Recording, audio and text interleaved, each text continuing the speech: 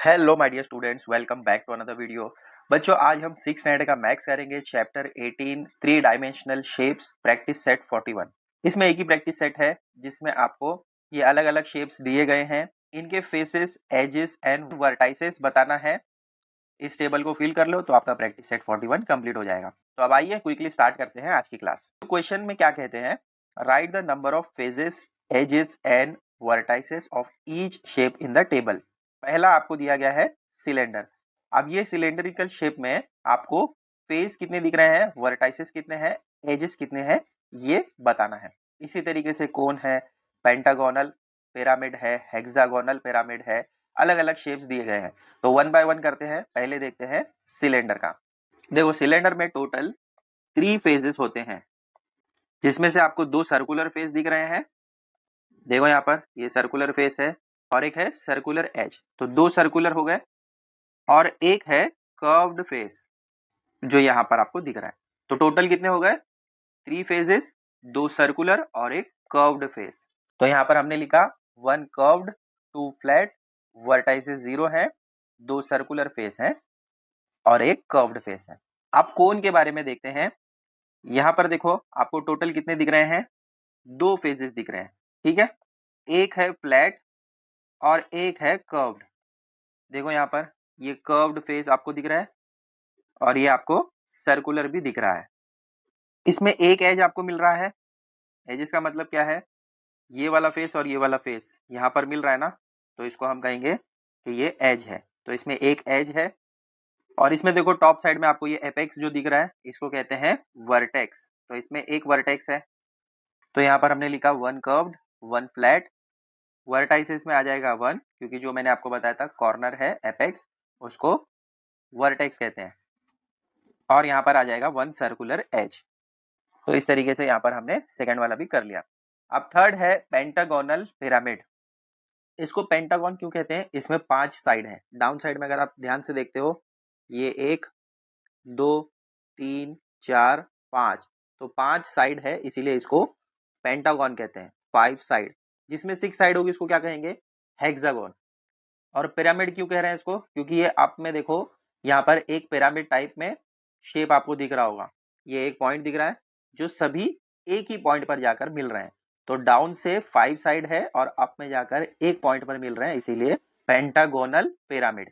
जो नीचे आपको शेप दिया गया है 5 साइड का, पहले वो नाम आएगा पेंटागन, और पिरामिड जो अप साइड में दिया गया है बाद में उसका नाम आएगा। ठीक है, अब पहले 2 फेजेस देख लेते हैं।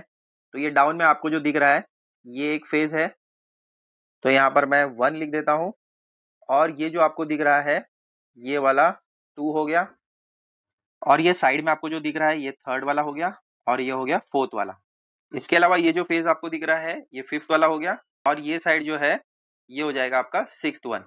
ठीक है, तो टोटल 6 फेजेस आपको इसमें मिलेंगे। यहाँ पर आ जाएगा 6। अब इसमें टोटल 10 एजेस हैं। कैसे, देखो जितनी भी लाइंस आपको दिख रही हैं वो एजेस होंगी। तो अगर आप काउंटिंग करते हो, ये 1 2 3 4 5 6 7 8 9 और ये 10। ठीक है, तो इस तरीके से 10 एजेस हैं। जितनी भी लाइंस आपको दिख रही हैं जो कॉर्नर पर मीट हो रही है, भले वो यहाँ से इस कॉर्नर पर मीट हो या फिर अप साइड में मीट हो या डाउन में मीट हो, एक कॉर्नर पर मीट हो रहे हैं, इसका मतलब वो एज है। तो इसमें 10 एजेस हैं। तो इसमें 6 फेजेस हैं। 5 हैं ट्रायंगुलर, 5 फेस ट्रायंगल में है, और एक है पेंटागन। पेंटा का मतलब होता है 5, जो आपने डाउन में देखा था। वर्टाइसेस भी हमने 6 देखे थे। और एजेस हमने काउंटिंग किया था, कितने हैं, जो लाइन अप से डाउन, डाउन से अप जा रहे हैं, वो है 10। तो यहाँ पर आ जाएगा एजेस में 10। अब नेक्स्ट है हेक्सागन। अब देखो मैंने आपको बताया था इसको पिरामिड क्यों कह रहे हैं, क्योंकि अप साइड में ये एक कॉर्नर पर मीट हो रहे हैं सभी लाइंस, इसीलिए इसको पिरामिड कहेंगे। लेकिन हेक्सागोनल क्यों कहते हैं, जो डाउन में आपको दिख रहा है, अगर आप देखते हो ये 1 2 3 4 5 6, ये 6 साइड बना रहा है डाउन में, इसीलिए इसको हेक्सागोनल कहते हैं। तो डाउन में जो होता है उसी से स्टार्ट करते हैं नेम पिरामिड में, तो इसीलिए हेक्सागोनल पिरामिड। अब देखते हैं इसके कितने फेजेस हैं। हेक्सागोन है तो 6 फेज तो होंगे ही, इसके अलावा आपको बाकी के फेजेस भी देखने हैं। और ये साइड अगर आप देखते हो तो ये 7 फेज हो जाएंगे। तो टोटल इसमें 7 फेजेस हैं। अब देखते हैं एजेस, इसमें टोटल 12 एजेस हैं। कैसे? देखो यहाँ डाउन में तो आपको 6 मिल गया था, 1 2 3 4 5 एंड 6। बाकी के लाइंस भी काउंट करो, दिख रहे हैं आपको? नंबरिंग मैंने कर दिया है। अगर आप लाइंस बराबर से काउंट कर लोगे तो आपको पता चल जाएगा इसमें 12 एजेस हैं। अब वर्टाइसेस देखते हैं, वर्टाइसेस यानी कॉर्नर। तो पहले मैं इसको रब कर देता हूं। अब देखो नीचे 6 साइड तो मैंने आपको काउंट करके बता ही दिए थे, क्योंकि ये हेक्सागोन है। 1 2 3 4 5 6, ये हो गए थे 6 साइड इसके। और अप साइड में ये 7th वाला, ये भी एक कॉर्नर है। तो यहाँ पर इसके 7 वर्टाइसेस हैं। तो यहाँ पर हम लिख देते हैं फेजेस में 7, वर्टाइसेस में भी 7 और एजेस में लिखेंगे 12। समझा? अब नेक्स्ट है, आपको दिया गया हेक्सागोनल प्रिज्म और उसके बाद है पेंटागोनल प्रिज्म। प्रिज्म में क्या होता है, जो डाउन में आपको शेप मिलता है हेक्सागोन कह रहे हैं, नीचे अगर 6 है तो अप साइड में भी 6 ही मिलेगा। मतलब दोनों का जो शेप होगा डाउन का एंड अप का सेम होगा। वैसे ही यहाँ पर आपको पेंटागोन दिया है, तो डाउन में 5 साइड है तो अप साइड में भी 5 साइड आपको मिल जाएंगे। ये होता है प्रिज्म में। तो जैसे कि मैंने आपको बताया, हेक्सागोन कहा जा रहा है मतलब 6 साइड, नीचे भी 6 साइड, अप साइड में भी 6 होंगे। पहले देखते हैं अप साइड वाला। देखो 1 2 3 4 5 6, देखो इस शेप का आपको दिख रहा है, तो ये 6 साइड वाला होता है। वैसे ही आपको डाउन में भी मिल जाएगा, तो इसीलिए इसको हेक्सागोन कहा जाता है, हेक्सागोनल प्रिज्म, जिसका मतलब 6 साइड वाला है। तो नीचे भी 6 साइड, अप साइड में भी 6 साइड, ये हो गया इसका नेम। अब देखते हैं फेजेस। देखो इसके 8 फेजेस हैं। कैसे? ये जो अप साइड में आपको फेस दिखेगा, जो ऊपर से दिखता है, वो हो गया 1, यानी 6 + 1 7। और जो डाउन में आपको मिलेगा वो नीचे वाला साइड, तो अप साइड का 1 और नीचे का 1, 2 हो गया। और मैंने आपको 6 साइड हेक्सागोन दिखाए थे, तो वो हो जाएंगे टोटल 8 फेजेस। अब मैंने स्टार्ट में आपको बताया था कि ये हेक्सागोनल प्रिज्म जो है वो अप साइड से एंड डाउन साइड से, दोनों साइड से आपको 6 साइड का मिलता है।